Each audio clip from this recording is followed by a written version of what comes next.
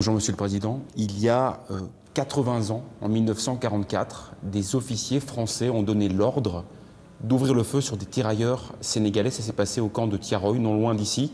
Il y a eu des dizaines de morts. Est-ce que vous attendez des excuses officielles de la part de la France qui n'a jamais vraiment reconnu sa responsabilité dans ce drame? Naturellement, on n'en est pas encore à l'exercice d'excuses, mais je dois vous révéler que j'ai reçu aujourd'hui une lettre du président Macron dans laquelle il reconnaît que ce fut en effet un massacre.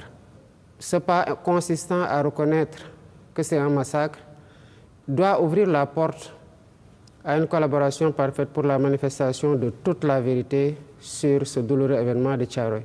Est-ce que vous pensez que 80 ans plus tard, la France cache toujours délibérément une partie de la vérité?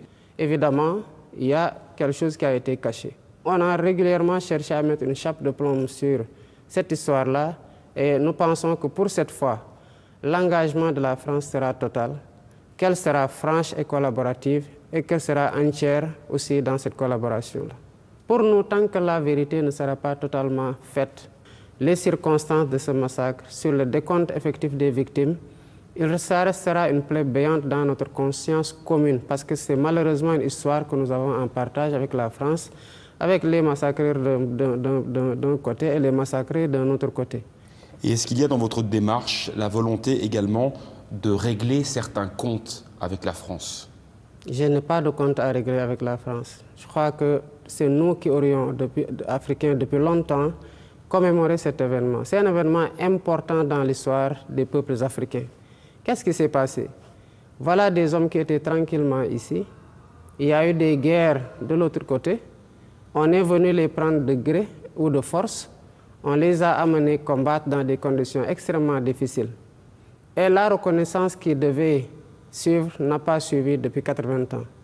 On les a rapatriés ici et quand il s'est agi pour eux de demander des pécules pour entrer tranquillement auprès de leur famille, ils ont reçu des balles en retour. C'est ce qui s'est passé. Il n'y a pas de compte à régler. C'est aux Africains d'assumer leur part de leur histoire et de l'imposer à tout le monde. Vous vous appellerez pour des réparations pour les descendants de ces tirailleurs qui sont morts à Thiaroye? Ces tirailleurs demandaient ce qui leur revenait de droit, à savoir leur pécule après la guerre. À la place de ces pécules, ils ont reçu des balles. Les pécules restent dues. Il y a toujours aujourd'hui au Sénégal une présence militaire française, environ 350 soldats, des hommes et des femmes, basés sur plusieurs camps, ici même à Dakar. Est-ce que vous êtes favorable à cette présence militaire française dans votre pays?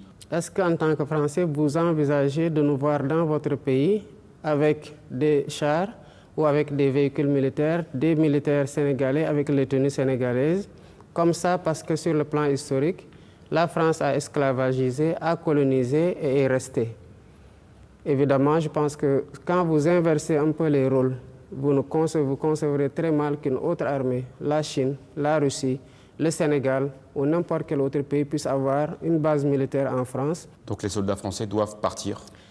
Il n'y a pas encore de délai de rigueur par rapport à ça et si ça doit être fait, cela sera dit aux autorités françaises qui en auront la primeur et suivant les calendriers établis. De manière générale, quel est l'état de la relation entre la France et le Sénégal aujourd'hui? Vous avez parlé plusieurs fois d'une nouvelle impulsion qui était nécessaire, mais on a l'impression qu'il y a surtout beaucoup de méfiance. Même pas, la France reste un partenaire privilégié, comme je l'ai dit. Rien n'a changé depuis que je suis arrivé, de toute façon, sur ce rapport, parce que le Sénégal, de tout le temps, a été un pays ouvert.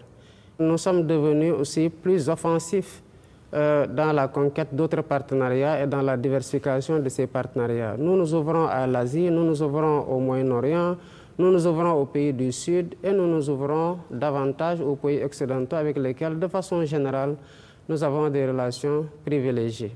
Évidemment, la France, elle doit comprendre que l'environnement est devenu beaucoup plus concurrentiel que par le passé. Elle doit offrir plus et offrir mieux pour s'imposer dans le cadre d'appels d'offres qui sont très ouverts et dans lesquels la mise en concurrence consiste pour nous à rechercher le meilleur partenariat au bénéfice du peuple sénégalais.